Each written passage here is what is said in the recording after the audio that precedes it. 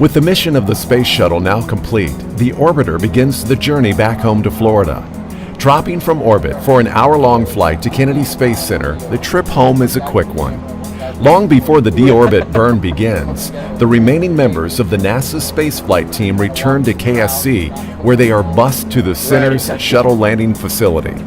It is here at the SLF that they first welcomed the crew to the Space Center just over weeks before.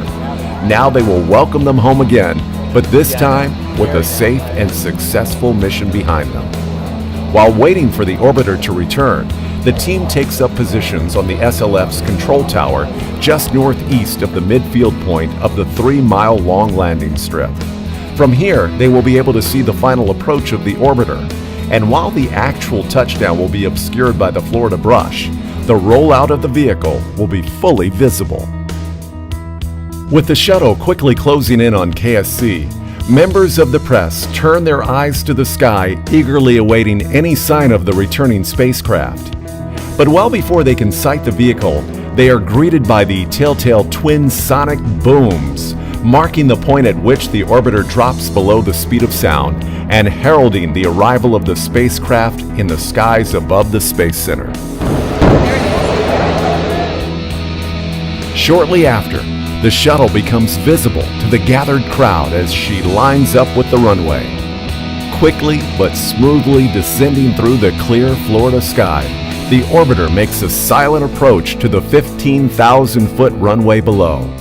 Members of the press standing by begin snapping photos and videos as quickly and as smoothly as possible. Like launch, they only have one chance. The shuttle won't be making another pass. As the orbiter touches down, cameras zoom tight to catch the final moments of the vehicle's nose in the air and the deployment of the ship's drag chute. The nose gear touches down just as the spacecraft rolls through the midfield in full view of the press. While the shuttle will again be partially obscured by the brush at the end of the field, the rollout and eventual wheel stop of the orbiter remains in view.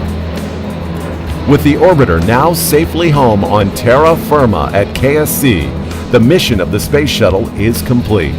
However, the mission is not officially over just yet. One final event will signal the completion of the NASA spaceflight team's work for this flight. It takes several hours to safe an orbiter once the vehicle is landed. The crew must disembark, and the spacecraft must be drained of her remaining toxic propellants. With these tasks accomplished, the dedicated team of KSC technicians begins the process of towing the shuttle back to her space-age garage, or OPF, a short distance away for final end-of-mission processing. The vehicle is towed along a special roadway built just for this purpose. Branching off the southeast end of the runway, the towway is a wide section of road that connects with the main route along the KSC property and leads to the lot north of the VAB where the OPFs are stationed.